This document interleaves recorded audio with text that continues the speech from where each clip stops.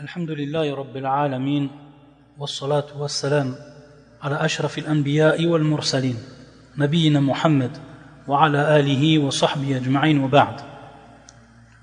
Donc on poursuit bi'idhnillah cette série, les premiers pas du nouveau musulman. Le dernier cours, on a vu quelles étaient les conditions pour que notre prière soit acceptée, c'est-à-dire ce que l'on devait accomplir avant de commencer notre prière pour que cette prière même soit acceptée. Et donc on a vu plusieurs conditions, et parmi ces conditions, bien entendu, la purification. On a détaillé ce qu'était la purification dans la jurisprudence en donnant la description complète. Et aujourd'hui, Inch'Allah, on va donc débuter la description de la prière même. Donc le musulman, après qu'il a accompli, qu'il a réuni les conditions qu'on a citées dans le dernier cours, il va pouvoir donc commencer sa prière. Il va pouvoir adorer son Seigneur par l'une des plus grandes adorations et l'un des piliers de l'islam qu'est la prière. Donc bien entendu, on avait parlé de l'intention qui est très importante, cette intention qui se fait par le cœur uniquement et dont on a le droit de prononcer par la langue, car ceci est une innovation comme on a vu. Donc une fois qu'il s'est dirigé, le musulman, en face de la Qibla pour accomplir donc ses prières, alors il va mettre devant lui ce qu'on appelle le sutra, c'est-à-dire un objet qui va le protéger de ceux qui vont passer devant lui. Et donc tous ceux qui passeront derrière cette sutra, donc qui va se situer devant le prieur, il va la placer à 3 coudées de lui. Tous ceux qui voudront passer passeront derrière cette sutra. Ça peut être donc un bâton ou tout autre objet qui sera pris comme sutra. Il peut se mettre également devant un mur, ou alors il peut se mettre devant une colonne, etc. Le principal, c'est qu'il y a devant lui cet objet qui va donc le protéger de ceux qui vont passer entre lui et sa prière, et plus précisément lui et l'endroit où il prie, l'endroit donc où il fait le sujoud, il fait la prosternation. Et donc durant sa prière, toute personne qui voudra passer entre lui et la sutra, alors il devra l'en empêcher de par sa main. Il devra l'en empêcher de par sa main, car il est interdit à cette personne qu'il passe entre lui et la sutra de ce prieur. Ensuite, et ça va être donc le premier pilier. Donc ici, dans les différentes étapes que l'on va voir et qui constituent cette prière, il y a des piliers, il y a des obligations, il y a des choses qui sont recommandées, ou plus généralement, qui font partie de la sunna. Et quand on dit ici sunna, c'est à titre donc non obligatoire et qui ne rentre pas dans les piliers. Taïb. Et pour comprendre la différence qu'il y a entre ces termes employés lorsqu'on dit pilier, ou lorsqu'on dit obligation, ou lorsqu'on dit recommandation, il faut savoir donc que le pilier, si une personne oublie de faire un pilier, ou alors volontairement elle ne fait pas ce pilier, alors sa prière est annulée. Donc ici, que ce soit par oubli ou que ce soit volontairement, si le pilier n'a pas été exécuté, la prière est annulée. Par contre, pour ce qui est de l'obligation, c'est que si la personne oublie son obligation, donc par oubli ici, alors sa prière n'est pas annulée. Par contre, s'il fait volontairement d'omettre cette obligation, alors là, sa prière est annulée. Donc la différence qu'il y a entre le pilier et l'obligation, c'est pour ce qui est du domaine de l'oubli, où l'une va être annulée et l'autre ne va pas être annulée, pour ce qui est de l'oubli. Et ensuite, bien entendu, la recommandation, c'est-à-dire la personne, qu'elle fait cela ou qu'elle ne la fait pas, ça n'a pas d'incidence sur l'acceptation et sur la validité de sa prière. Donc là, c'est bien la différence qu'il y a à faire entre le pilier, l'obligation et la sunna. Donc le premier pilier, c'est ce qu'on appelle en arabe al-qiyam, c'est-à-dire se tenir debout durant sa prière. Donc la personne, lorsqu'elle va commencer à prier, elle doit être debout. Ça, c'est le premier pilier. Bien entendu, pour celui qui en a la capacité. Pour celui qui en a la capacité. Si par maladie, la personne ne peut se tenir debout, alors il lui est permis dans ce cas-là, et c'est à titre ou c'est en cas de nécessité, de prier assis. Et s'il ne peut également assis, il n'en a pas la capacité, alors il lui est permis également de prier sur le côté. Et ici, pour ceux qui vont être derrière l'imam, si l'imam prie assis, alors ceux qui sont derrière lui devront prier également assis. Taïb. Également, pour ce qui est de cette question, si la personne se trouve sur un bateau, alors il prie debout, mais s'il a peur de tomber à l'eau, alors il lui est permis, dans ce cas-là, de prier assis.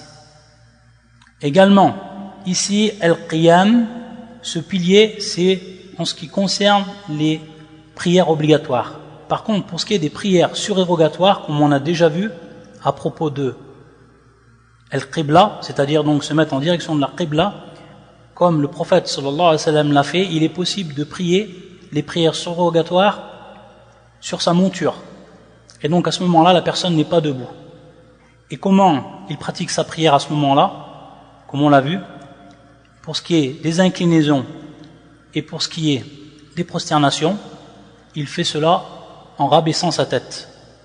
En rabaissant sa tête. Pour la prosternation, il va la rabaisser plus que pour l'inclinaison. C'est comme cela que le prophète sallallahu alayhi wa sallam a fait uniquement pour la prière surérogatoire. Par contre, pour la prière obligatoire, alors le prophète sallallahu alayhi wa sallam descendait de sa monture, se mettait en direction de la qibla et restait donc debout. Et se tenait debout pour sa prière. Ensuite, et ça c'est le deuxième pilier, le takbir. Lorsqu'on dit takbir, ça veut dire Allahu Akbar. Ça c'est le takbir, prononcer Allahu Akbar. Et ça bien entendu, tout le monde est capable de le dire, même le débutant, Allahu Akbar. Donc il dit le takbir, et celui-là on appelle le takbir d'ouverture. Le takbir d'ouverture, parce que c'est le premier takbir. Et c'est avec celui-là qu'il va rentrer dans la prière. Enam. C'est pour ça que le prophète sallallahu alayhi wa sallam a dit Tahrimuha at-takbir. Tahrimuha at-takbir. C'est-à-dire donc, au moment où j'ai fait le takbir, je suis rentré dans la prière et je ne peux plus faire ce que je faisais auparavant lorsque j'étais en dehors de la prière. Comme marcher, comme boire, comme manger, comme rire, etc. C'est pour ça qu'on appelle cela tahrim. Yani tahrimuha at-takbir. C'est-à-dire qu'il m'est défendu, à partir de là, de faire des gestes extérieurs à la prière. Et donc cela, c'est bel et bien un pilier. Ce premier takbir, c'est le pilier. Et ensuite, on va le voir, tous les autres takbir qui vont venir ensuite, c'est-à-dire lorsqu'on passe d'un pilier à un autre, comme par exemple s'incliner, comme par exemple se prosterner, comme par exemple revenir de la prosternation, etc., ou revenir, se redresser de l'inclinaison, etc. Il y a également ici, à chaque fois, des takbir. Mais ces takbir, ici, sont de l'ordre de l'obligation. Donc il y a un seul qui est de l'ordre du pilier, c'est le takbir al-ihram, et tous les autres sont de l'ordre de l'obligation. Tous les autres takbir qui vont suivre et qu'on va citer au fur et à mesure. Au moment où il dit le takbir, il va lever les mains. Taïb. Il va lever les mains. Ses mains, lorsqu'il va les lever à hauteur des épaules ou à hauteur des oreilles. Il a le choix, à hauteur des épaules et à hauteur des oreilles. Tout cela est venu dans la sunna. Il a également le choix de dire le takbir et ensuite de lever ses mains. Ou alors, de dire le takbir et de lever ses mains en même temps. Ou alors, avant même de dire le takbir, de lever ses mains. Tout cela également est venu dans la sunna. Lorsqu'il lève ses mains, ses doigts ne sont pas complètement joints et ne sont pas ouverts non plus. Ses doigts sont mamdouda, donc pas complètement joints et pas complètement ouverts ou écartés. Pas complètement joints et pas écartés non plus. Taïb, c'est comme cela qu'il lève les mains. Ensuite, ses deux mains, lorsqu'il les a levées, il va les reposer sur sa poitrine. Il va les reposer sur sa poitrine. Et il va poser sa main droite sur sa main gauche. Cela, c'est une obligation, il doit le faire. Il doit poser sa main droite sur sa main gauche. Mais également, ce qui est venu dans la sunna, c'est qu'il peut poser sa main droite sur son poignet. Et encore, il peut poser sa main droite sur son coude. Ces trois positions de la main droite sont également autorisées. Donc, la main droite sur la main gauche, ou alors sur le poignet, ou alors sur le coude, en empoignant donc son coude. C'est cela la sunna. Et c'est même la sunna de tous les prophètes qui ont précédé. Ensuite, lorsqu'il est rentré dans cette prière avec ce takbir de l'ouverture, alors également, on va observer la position du regard. Le regard doit être posé à l'endroit où on se prosterne. Ça, c'est la sunna. Le regard doit être posé à l'endroit où on se prosterne. Et on n'a pas le droit de placer son regard, ou alors on n'a pas le droit de faire naviguer son regard, de regarder à droite, à gauche, en haut, de regarder les gens, de regarder, d'admirer ce qu'il y a devant nous, etc. Car en réalité, tout cela, c'est pour concrétiser une chose, c'est pour concrétiser ce qu'on appelle al-khushu', c'est-à-dire l'humiliation, être humilié devant Allah Azza wa Jal durant sa prière. Ne pas penser à autre chose qu'à l'adoration d'Allah durant ce moment, ce grand moment, qui est le fait de se placer devant notre Seigneur et d'adorer notre Seigneur subhanahu wa ta'ala. Donc c'est pour ça que la personne, si elle ne place pas son regard à l'endroit du sujoud en se concentrant, automatiquement, lorsque son regard va naviguer dans tous les sens, il va perdre de cette concentration. Et c'est pour ça donc que le shaitan, que le diable, il vient pour déconcentrer l'homme durant sa prière et il le fait regarder de partout. Et c'est pour ça donc qu'il vient voler, le diable à ce moment-là, il vient voler de la prière du serviteur, dans le sens, il vient voler de sa concentration. Et ça, c'est dans le bénéfice du diable, parce que plus il sera déconcentré, moins il aura de récompense, et moins il ressentira sa prière, et moins sa prière sera efficace dans sa vie de tous les jours. Car on sait que la prière, elle permet de s'éloigner du mal. Et dans le même sens, dans la même optique, le prophète sallallahu alayhi wa sallam, pour nous aider à conserver cette concentration, il nous a donné des directives, des indications qui sont précieuses. Et parmi elles, lorsque on est en présence de nourriture, c'est-à-dire que l'heure de la prière est arrivée et qu'une personne, qu'on soit invité ou que ce soit chez nous ou autre, on est en présence de nourriture, c'est-à-dire qu'on a posé le plat qui est prêt à être mangé. À ce moment-là, le prophète sallallahu alayhi wa sallam nous a indiqué qu'on ne priait pas, mais qu'on devait manger cette nourriture qui nous a été donc présentée à ce moment-là, au moment de la prière. Et pourquoi cela? Afin de ne pas être dérangé dans notre prière par la pensée du bon plat qu'on a vu en face de nous. Si la personne lui a présenté un plat alors qu'il a faim, qu'il a envie de manger, qu'on lui a présenté donc ce plat-là, automatiquement il va avoir une envie directe de manger. Et s'il va maintenant prier, ça peut affecter donc sa concentration car il va penser à ce plat. Il va être peut-être distrait par ce plat qu'il a vu. Donc c'est pour ça que le prophète dans sa directive, il nous a indiqué de ne pas manger, parfois de ne pas prier à ce moment-là, et de manger, afin donc qu'on coupe cet appétit, qu'on coupe cette envie, et qu'on rentre dans notre prière en pleine concentration. De même, et toujours dans le même sens, dans la même optique, lorsqu'on a envie d'aller aux toilettes, la personne elle n'a pas le droit de prier si elle se retient. Donc, si toute personne a un besoin, elle doit d'abord faire son besoin et ensuite prier. Également ici, pour ne pas être déconcentré. Car la personne qui se retient, c'est pas possible qu'en même temps il soit concentré dans sa prière. Donc également ici, c'est dans le même sens. Ensuite, pour ce qui est de la troisième grande étape, c'est la récitation. Commencer donc par la récitation de la sourate, l'ouverture. Et ça, c'est un des piliers également de la prière, la récitation de la sourate al-Fatiha, qu'on appelle donc à l'ouverture. Donc la personne, elle doit obligatoirement, et à titre de pilier,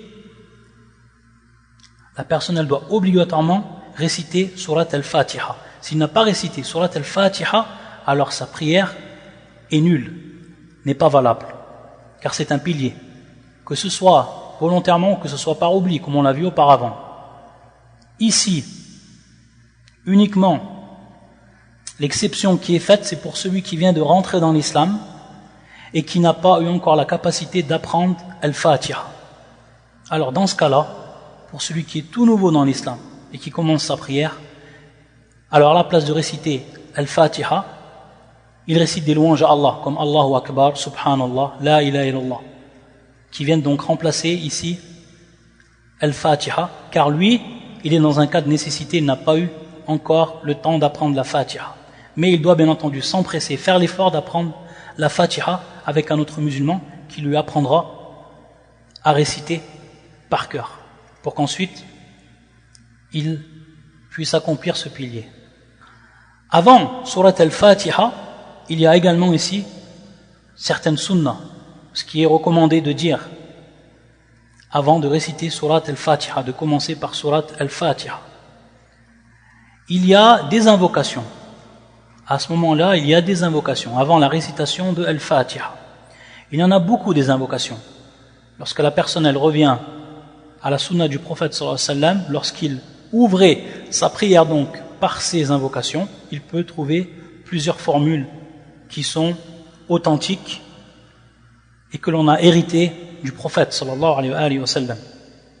Et parmi ces invocations simples que l'on peut citer, Subhanaka Allahumma bihamdika wa tabaraka ismuka wa ta'ala jadduka wa la ilaha ghayruka, et d'autres encore invocations. Donc la personne, petit à petit, elle apprend donc ces invocations qui viennent embellir sa prière. Donc, au début du commencement de sa prière, alors bien entendu, au fur et à mesure qu'il va avancer, au fur et à mesure qu'il va apprendre, il apprend donc ces invocations, afin donc de garnir sa prière et de prendre encore plus de hasanat. Car on sait qu'en réalité, la prière, au niveau de la langue arabe, c'est ad-du'a, c'est-à-dire c'est l'invocation. Et c'est vrai, si on regarde maintenant la prière, on va s'apercevoir que durant toutes ces prières, ce sont des invocations, récitations du Coran. Donc tout ce qui a trait à la louange d'Allah subhanahu wa ta'ala. Ensuite, lorsqu'il a récité certaines de ces invocations d'ouverture, également, il lui est recommandé de demander protection auprès d'Allah contre le diable banni, avant qu'il commence donc la récitation de l'ouverture, de Surat l'ouverture, de Al-Fatiha, car c'est bien entendu du Coran, c'est une des sourates du Coran, et il nous est demandé, avant de réciter le Coran, de nous protéger auprès d'Allah contre le diable banni. Donc il se protège, il récite l'une des formules de protection qui est connue. Al-Isti'adha, il dit A'udhu billahi minash shaitanir rajim. Après, il cite la basmala. Il dit donc Bismillahir Rahmanir Rahim. Et ensuite, il récite Surat al-Fatiha. Bien entendu, avec la divergence qu'il y a, est-ce que al-basmala fait partie de Surat al-Fatiha ou pas? À la kulli hal, il récite après la formule de protection, al-basmala, Bismillahir Rahmanir Rahim, et ensuite il récite al-Fatiha complètement. Après avoir récité Surat al-Fatiha, il récite d'autres prières, ou arfwan, il récite d'autres sourates. Et cela, c'est recommandé. C'est recommandé qu'il récite, après avoir cité al-Fatiha, d'autres sourates. S'il s'en restreint à la récitation de Surat al-Fatiha, sa prière est valable. Mais ce qui lui est recommandé, ce qui lui est demandé, c'est qu'il continue avec les sourates qu'il connaît et qu'il les récite, que ce soit une sourate ou plusieurs sourates. À la kulli hal, il récite d'autres versets, ou alors des versets, même si ce n'est pas une sourate complètement, il récite à la kulli hal d'autres versets après Surat l'ouverture. Et ça, c'est recommandé. Maintenant, ces récitations, comment elles se font pour ce qui est du Coran, la récitation du Coran? Il faut savoir que elles se font pour certaines prières à voix haute et pour d'autres à voix basse. Pour les prières où le musulman récite à voix haute, il y a la prière de l'aube. Donc les deux rak'a, les deux unités de prière de l'aube, il récite à voix haute. Ensuite, il vient les deux premières unités de prière de Al-Maghrib, le coucher du soleil, après le coucher du soleil, Al-Maghrib. Les deux premières uniquement, donc il récite à voix haute. Et ensuite, le troisième cas, pour ce qui est des prières obligatoires, les deux premières unités de prière de la prière du soir, la prière Al-Isha. Donc, les deux premières également à voix haute. Pour ce qui est de la récitation à voix basse, tout ce qu'on n'a pas cité. Donc, la prière du Dhuhr, les 4 unités complètement à voix basse. Également la prière du Asr, la prière de l'après-midi. Il récite les 4 unités. Et ensuite, la dernière unité de prière de Al-Maghrib et les 2 dernières unités de prière de Al-Isha, de la prière du soir, il les récite toutes à voix basse. Donc, pour résumer, la prière de l'aube, les 2 unités, la prière du Maghrib, les 2 premières unités, la prière de l'Aïcha, les 2 premières unités, tout cela à voix haute. À voix basse, la prière du midi, tout entière, la prière de l'après-midi, tout entière, et ensuite la dernière unité de prière du Maghrib et les 2 dernières unités de prière de l'Aïcha. Ensuite, une fois que ces récitations sont terminées, il va venir la prochaine étape, et qui est ici un pilier, et qui est al-ruku', et qui est l'inclinaison, al-ruku'. Donc s'incliner fait partie d'un des piliers de la prière. Donc il s'incline, le musulman, et ici, ce qui fait partie de la sunna, au moment où il va s'incliner, c'est de relever les mains, comme il l'a fait au moment du takbir d'ouverture. Ou après avoir relevé les mains, et au moment où il s'incline, il va poser ses mains sur ses genoux, comme s'il empoignait avec ses 2 mains ses genoux. Et à ce moment-là, la position de son dos devra être perpendiculaire à ses jambes et parallèle au sol. Donc un dos qui va être droit. Et la position de sa tête à ce moment-là, également, elle est dans le prolongement de son dos. C'est-à-dire qu'il ne rabaisse pas sa tête et il n'élève pas sa tête. Mais sa tête est dans le prolongement de la position de son dos à ce moment-là.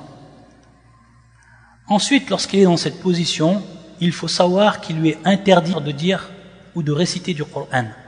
De même lorsqu'il est en position de prosternation. Donc ici, le moment où il n'est pas permis de réciter du Coran, c'est lorsqu'on est en état d'inclinaison et lorsqu'on est en état de prosternation. On ne peut pas réciter du Coran. Mais il y a des du'a à dire.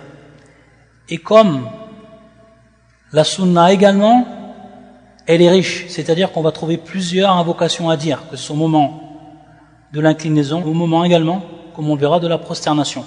Donc la personne de même, au fur et à mesure, elle embellit sa prière en apprenant de ce qui nous a été hérité du prophète sallallahu alayhi wa sallam comme invocation à ce moment-là, au moment du ruku'. Tout cela va être recommandé, va être de la sunna. C'est mieux donc qu'il récite les invocations. Mais une invocation qu'il doit dire obligatoirement, donc on est ici dans le domaine de l'obligation, c'est cette dua Subhana Rabbiyal Azim.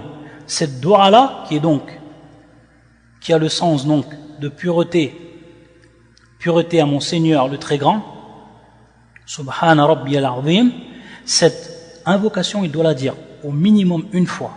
Et ça, c'est l'obligation. S'il l'a dit 3 fois, c'est le mieux. Et même plus que 3 fois.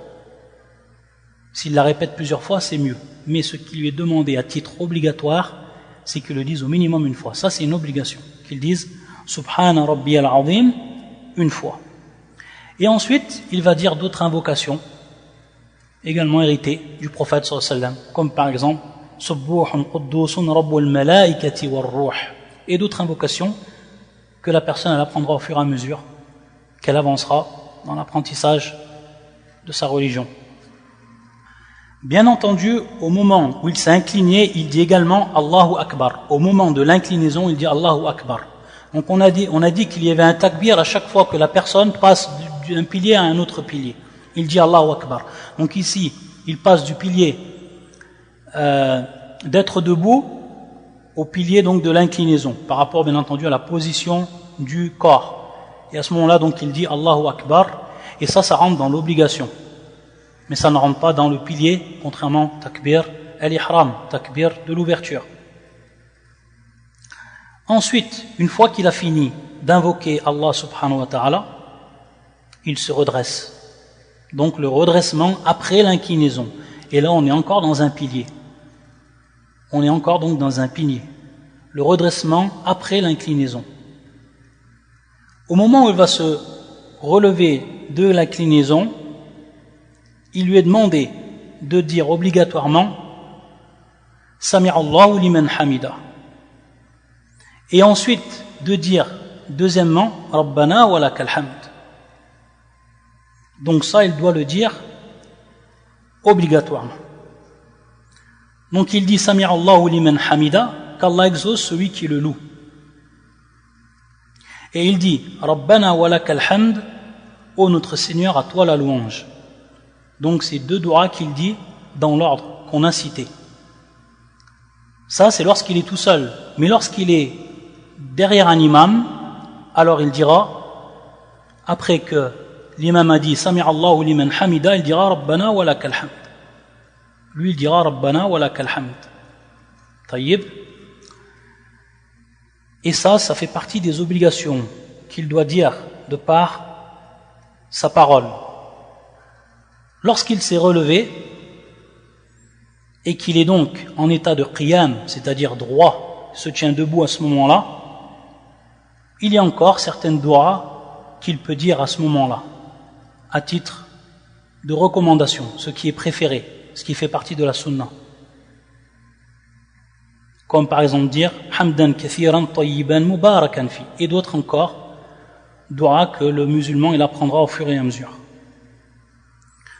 Également ici, ce qui fait partie de la sunna, c'est de relever les mains comme il l'a fait auparavant. Et après cela, après donc qu'il a levé ses mains, il va reposer ses mains comme il l'a fait lorsqu'il était debout. Il va reposer donc ses mains sur sa poitrine, de la même façon qu'on a cité auparavant. Et on a vu que ça faisait partie de la sunna des prophètes, de tous les prophètes, de mettre donc leur main droite sur la main gauche durant la prière. Et durant tout ce temps, il n'a cessé de fixer et de regarder l'endroit où il va se prosterner. Lorsqu'il se relève, et cela est valable pour toutes les positions qui sont présentes dans la prière, il faut automatiquement qu'il soit stable et tranquille. Stable et tranquille.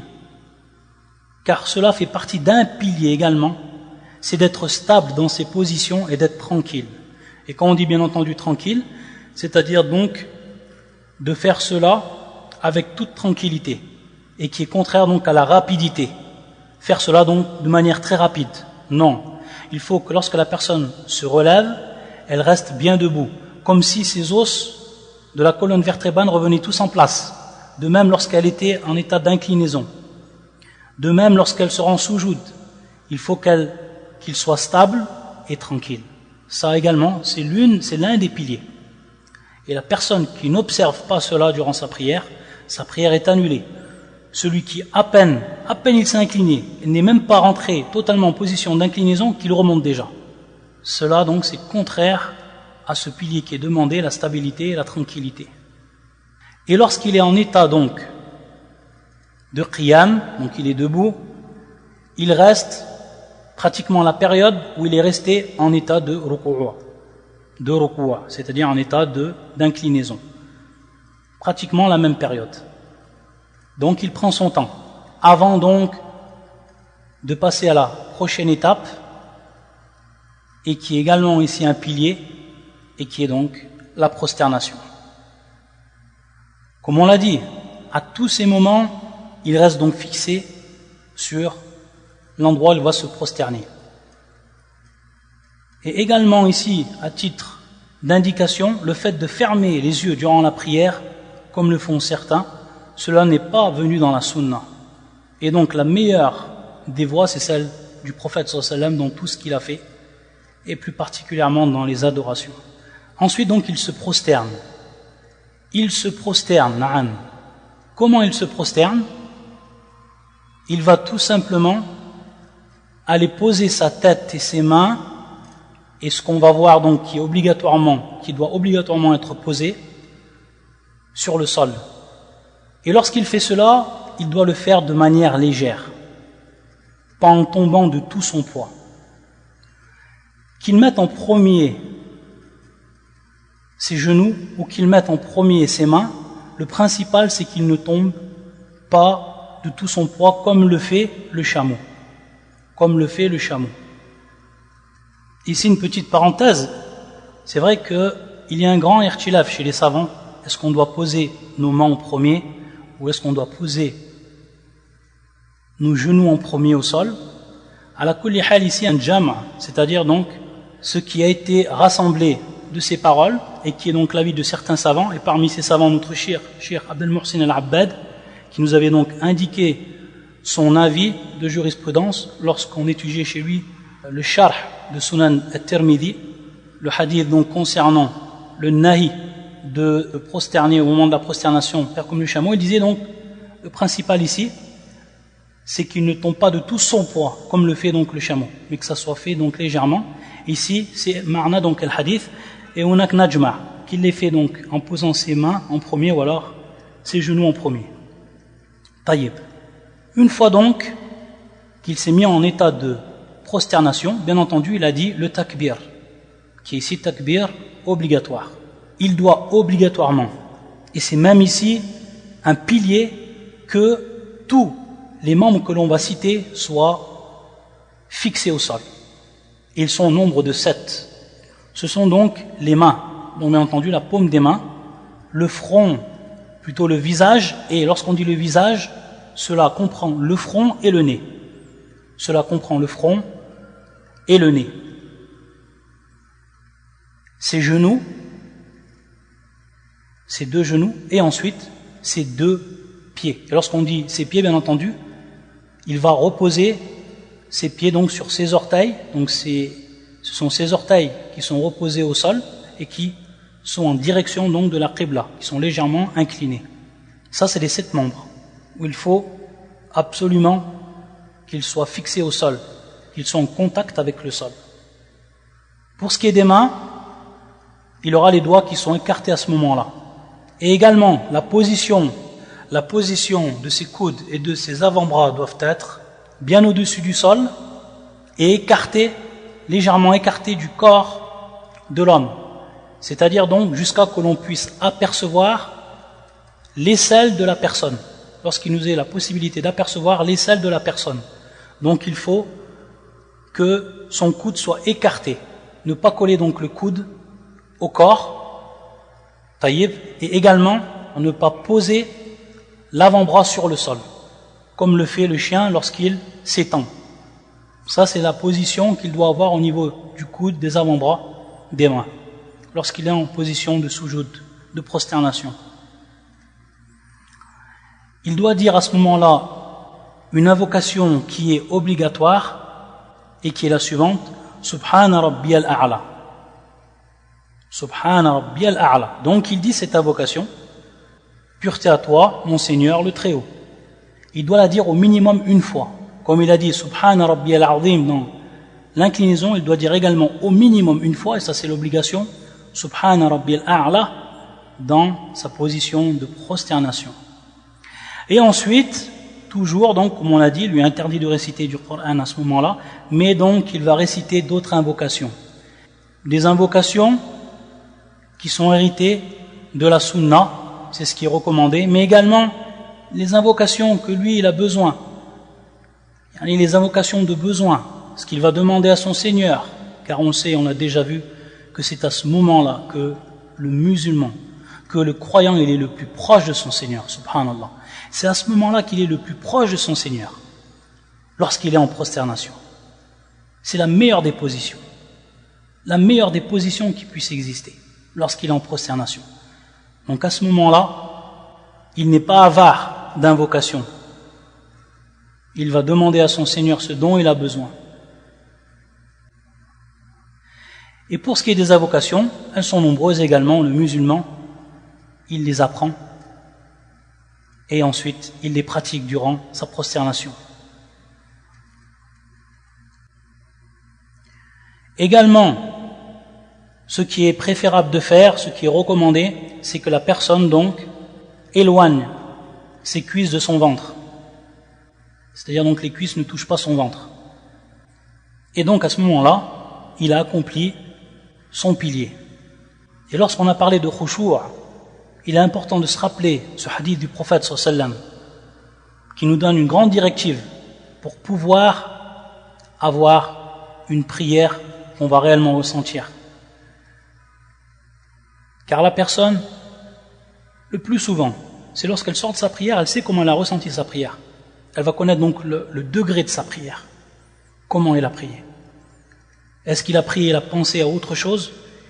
Il est venu avec des nouvelles idées dans ses projets après qu'il ait fini sa prière? Ou alors, il a vraiment senti qu'il s'est humilié devant Allah Azza wa Jal.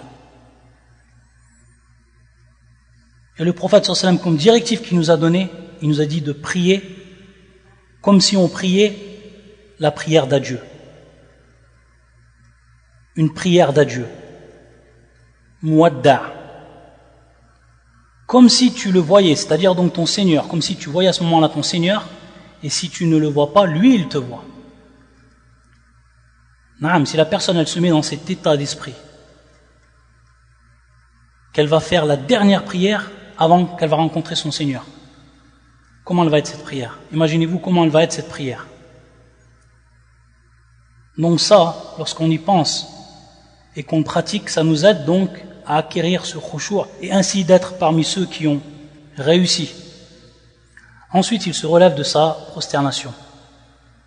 Il reste donc assis. Il va donc s'asseoir, position assis. Il va s'asseoir sur la jambe gauche en posant le pied droit verticalement, en observant que ses orteils soient en direction également de la qibla, donc perpendiculaire au sol. Lorsqu'il est assis, donc il se stabilise dans cette position. Il lui est également ici écrite une obligation. Cette obligation, c'est de dire Rabbi ighfirli au minimum une fois. Rabbi ighfirli, c'est-à-dire ô mon Seigneur, pardonne-moi. Ô mon Seigneur, pardonne-moi. Rabbi ighfirli. Donc il doit dire obligatoirement cette petite doua que tout le monde peut apprendre, qui est très facile, comme les deux qu'on a vus auparavant, qui rentrent dans les douas qui sont obligatoires et qui sont très simples, alhamdulillah, à apprendre. Rabbi ighfirli. Et ici il dit également d'autres invocations, parmi elles Allahumma ighfirli warhamni wahdini warzuqni. Ça aussi c'est mieux, c'est meilleur, ce qui nous a été donc hérité du prophète sallallahu alayhi wa sallam comme invocation à ce moment-là. Ensuite, il va revenir en position de soujoud en observant ce qu'il a fait la première fois. Après avoir fait ce deuxième soujoud, il va revenir en position assis, comme il l'a fait la première fois également. Et ensuite, il va donc se relever. Donc ici, à ce moment-là, il n'y a pas de doua, mais il va se relever de cette position assis. Et il est préférable pour lui qu'il se relève en s'aidant de ses mains, en posant donc ses mains sur le sol, que ce soit main ouverte ou alors que ce soit par les poings. Et à ce moment-là, il va revenir en position du qiyam, c'est-à-dire il va être debout. Et toujours donc, cela en étant accompagné, donc on a vu, toutes les positions de transition sont accompagnées du takbir à titre d'obligation. Et ensuite, il va refaire le même cycle d'actes qu'il a fait dans la première unité de prière. Donc lorsqu'il s'est relevé, il a fini sa première unité de prière. Il va donc commencer la deuxième unité de prière, donc toujours en récitant Surat al-Fatiha et en faisant ce qu'il a fait premièrement. En observant que ce soit plus court que la première unité de prière, en la raccourcissant légèrement. Ensuite, lorsqu'il va accomplir sa deuxième unité de prière, et au moment où il va se relever ou se remettre en position assise après sa deuxième prosternation, à ce moment-là donc, il ne se relève pas. Il ne se relève pas. Car il y a ici une obligation qu'il doit observer et que l'on appelle at-tashahhud, le témoignage. At-tashahhud. Donc il le dit au moment qu'il s'est assis à la deuxième unité de prière, après donc la deuxième prosternation. Et ici donc il va dire en réalité une invocation que l'on appelle at-tashahhud, qu'on peut traduire par le témoignage, et il va le dire donc à titre ici obligatoire. C'est à titre donc obligatoire. Ce témoignage également il faut l'apprendre, et il est simple à apprendre, et il est le suivant: at-tahiyyatu lillah was-salawatu wat-tayyibat was-salamu ala an-nabi wa rahmatullahi wa barakatuh was-salamu alayna wa ala ibadillahi as-salihin ashhadu an la ilaha illallah wa ashhadu anna muhammadan abduhu wa rasuluh. Il y a bien entendu plusieurs formules qui sont venues dans la sunna. Ça, c'est l'une des formules qu'on a récitées. Pour ce qui est d'une légère explication que l'on donne par rapport au sens donc de at-tashahhud. Pour ce qui est du premier terme, at-tahiyyatu lillah. Donc, lillah ici, c'est-à-dire pour Allah subhanahu wa ta'ala. Et ici donc on a l'indication de l'ikhlas, de la pure intention du culte exclusif que l'on voue à Allah subhanahu wa ta'ala. Lillah, uniquement lillah, c'est pour Allah uniquement. At-tahiyyatu lillah. At-tahiyyat, ce terme qui comprend donc la paix, la royauté, la perpétuité. Tout cela appartient à Allah. La paix, la royauté, la perpétuité. Tout cela appartient à Allah. Was-salawatu. As-salawat, comme on l'a dit, as-salawat, qui est le pluriel de salah, c'est également dans le sens de la langue arabe les invocations. Donc les invocations, mais également on peut dire les prières, les invocations, les prières, donc sont également uniquement pour Allah, en vue de la face d'Allah uniquement, en vue de sa satisfaction, pour Allah exclusivement. Ikhlasan. Wat-tayyibat, at-tayyibat, certains ont dit, ce sont as-sadaqat, ce sont donc les biens que l'on donne uniquement dans le chemin d'Allah, pour obtenir la satisfaction d'Allah. Et d'autres qui ont dit at-tayyibat, de manière plus générale, c'est tout ce qui est pur et bon comme parole. Tout ce qui est pur et bon comme parole. Et qui comprennent donc la louange, l'éloge, etc. et qui sont uniquement pour Allah subhanahu wa ta'ala. Et ensuite, as-salamu ala nabi. Bien entendu, du temps des sahaba et du temps que le prophète sallam était en vie, les sahaba disaient as-salamu alayka ya ayyuhan nabi, as-salamu alayka ayyuhan nabi.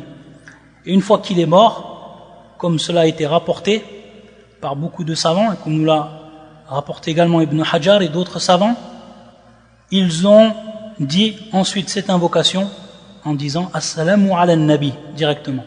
Donc Assalamu ala nabi, et donc Assalam ici, Assalamu ala nabi, qui a pour marna demander à Allah Azza wa Jal de le protéger, d'être garant de lui, de le protéger et d'être garant de lui.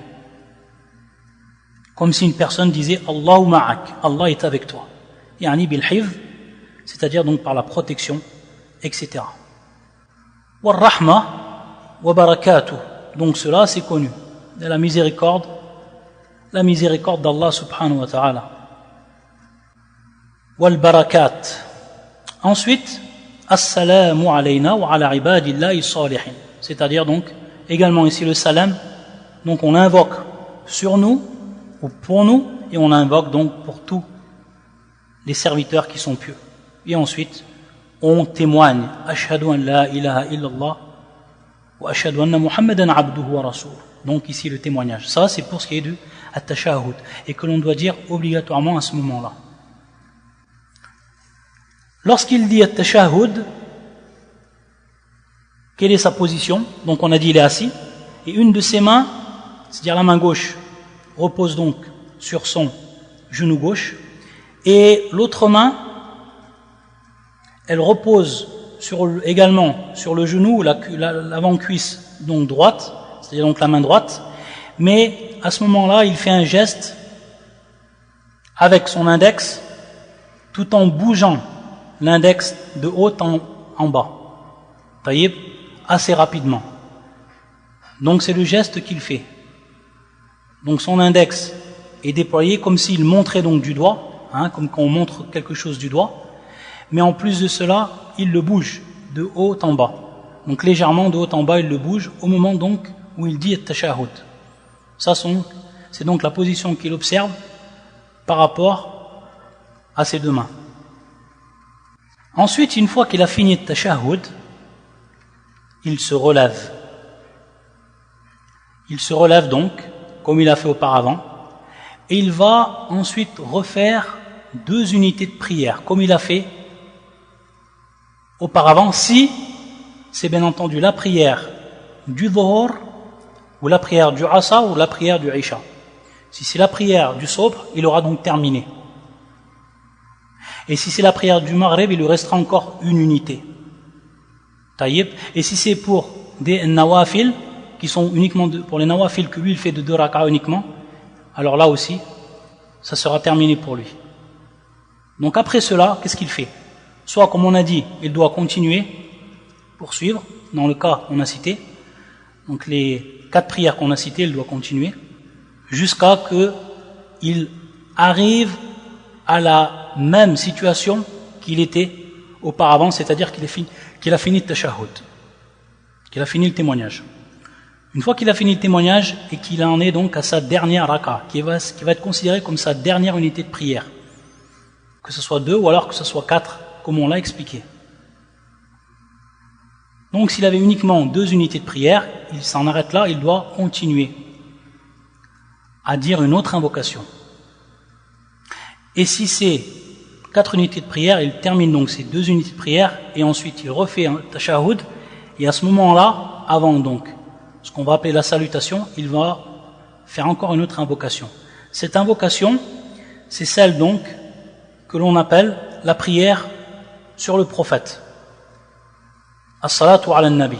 La prière donc sur le prophète.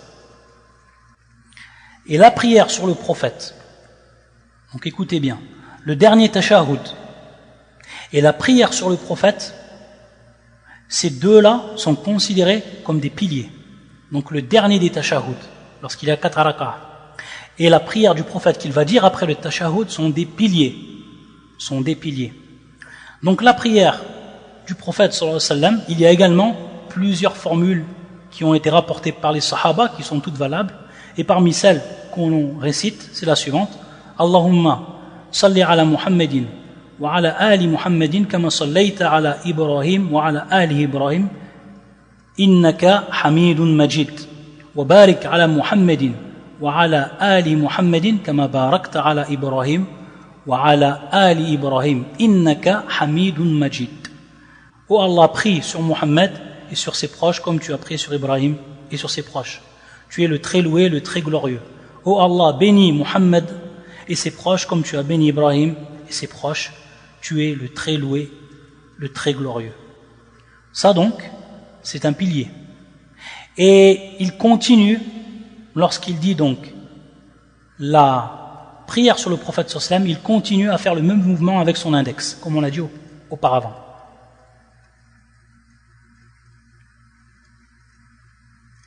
Une fois qu'il a terminé de dire la prière sur le prophète, il lui est permis à ce moment-là, à titre recommandé, ce qui fait partie de la sunna, qui est bien de faire, c'est qu'il dise des du'as qui sont également hérités du prophète sallam. Donc il continue. Et il continue toujours en bougeant son index, il continue donc à dire ces du'as. Des du'as donc, qui ont été hérités. Mais également il peut dire des du'as en demandant à Allah ou autre, de façon encore plus générale. Par exemple, Allahumma hasibni hisaban yasira. Ça fait partie des du'as. C'est-à-dire, oh mon Seigneur, rends-moi un compte qui va être un compte facile. C'est-à-dire, donc, ça fait partie des du'as qui sont simples à dire. Également, une du'a que l'on dit à ce moment-là, c'est de demander la protection contre 4 choses. Donc, la personne, elle doit insister pour apprendre cela et pour demander donc la protection de ces 4 choses. Et que le prophète sallallahu alayhi wa sallam, il avait appris à ses sahaba comme on apprend un verset du Coran ou une sourate du Coran. Et qui est la suivante: Allahumma inni a'udhu bika min adhabi jahannam wa min adhabi al-qabr wa min fitnati al-mahya wal-mamat wa min sharri fitnati al-masih ad-dajjal.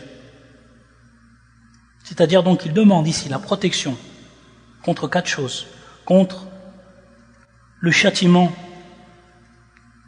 du jahannam, de l'enfer, contre le châtiment de la tombe, contre la tentation de la vie et de la mort, et contre le mal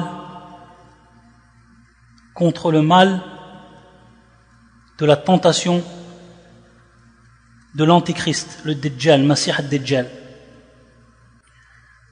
Ensuite, lorsqu'il a invoqué et qu'il en a terminé, alors il advient encore un pilier qui sont les 2 salutations. Les 2 salutations qui sont donc des piliers ici. Et donc ces salutations, c'est par elles que va se terminer la prière. C'est-à-dire qu'une fois qu'il aura dit ses invocations, il aura terminé sa prière, il sera sorti de ce qui lui était muharram, interdit durant la prière, comme geste, etc. Donc il va tout simplement tourner sa tête à droite complètement, jusqu'à que ceux qui sont derrière lui vont voir sa joue complètement. Il va donc tourner à droite sa tête jusqu'à que les gens voient de derrière lui, ceux qui seraient derrière lui par exemple, qu'ils voient totalement sa joue. Et il dit Assalamu alaykum wa rahmatullahi. Et ensuite, il retourne maintenant sa tête complètement de l'autre côté, du côté gauche. De la même façon, jusqu'à qu'on voit donc ceux qui sont derrière sa joue gauche. Et il dit la même Assalamu alaykum wa rahmatullah.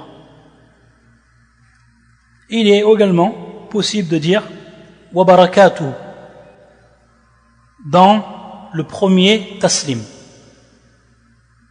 c'est-à-dire donc lorsqu'il est à la droite. Il peut dire en plus Assalamu alaykum wa rahmatullah wa barakatuh. Et lorsqu'il vient du côté gauche, il dit Assalamu alaykum wa rahmatullah. Tout cela, ala kulli hal, c'est permis. Et donc ces 2 salutations, après qu'il a donc terminé avec cette salutation à gauche, il est donc sorti de la prière. Il a terminé donc sa prière. Et ensuite, il va venir donc des invocations qu'il va dire lorsqu'il est en dehors de la prière, lorsqu'il a terminé cette prière. Ensuite, pour terminer, un dernier point que l'on cite et qui est relatif à l'assise. L'assise au moment de la dernière raka'a, lorsque la prière est de 4 unités, ou alors de 3 unités. 4 unités comme al-Isha, al-Dhuhr, al-Asr, ou alors de 3 unités comme Al-Maghrib. À ce moment-là, lorsqu'on s'est relevé de la dernière prosternation, on va s'asseoir d'une manière particulière et c'est ce que l'on nomme At-Tawarruk. At-Tawarruk. Cette façon de s'asseoir, c'est recommandé car c'est la sunna du prophète sallallahu alayhi wa sallam. Le prophète sallallahu alayhi wa sallam, lorsqu'il se trouvait à la dernière raka'a, au moment de faire At-Tashahhud al-Akhir, le dernier des témoignages, donc on voit bien quand c'est 4 unités ou 3 unités, au moment de réciter le dernier témoignage, le prophète sallallahu alayhi wa sallam passait son pied gauche en dessous de son pied droit et s'asseyait sur son côté. Donc le pied gauche, à ce moment-là, il va être en dessous du pied droit, posé au sol, en direction de la Qibla. Et le pied droit, il reste donc planté au sol, les orteils en direction de la Qibla, comme pour la première assise que l'on faisait au moment du At-Tashahhud al-Awwal. Donc ça, c'est une sunna que l'on pratique, qui se nomme At-Tawarruk, et qui concerne donc la position assise au moment du dernier témoignage, de la dernière raka'a, lorsque la prière est de 4 unités ou de 3 unités. Ala kulli hal, on va s'arrêter ici et on terminera en donnant encore quelques fawaïd, le prochain cours, et on continuera Inch'Allah les prochains cours en rappelant toujours donc pour compléter cette série ce qui est propre à la zaka, au siyam, Inch'Allah ta'ala. Également on parlera du comportement et encore donc de choses qui sont primordiales à savoir dans notre religion pour que le nouveau musulman il puisse parfaire cette religion quant à son application. Bi'idhnillahi ta'ala. Subhanaka wa bihamdika. Ashhadu an la ilaha illa anta. Astaghfiruka wa atubu ilayk.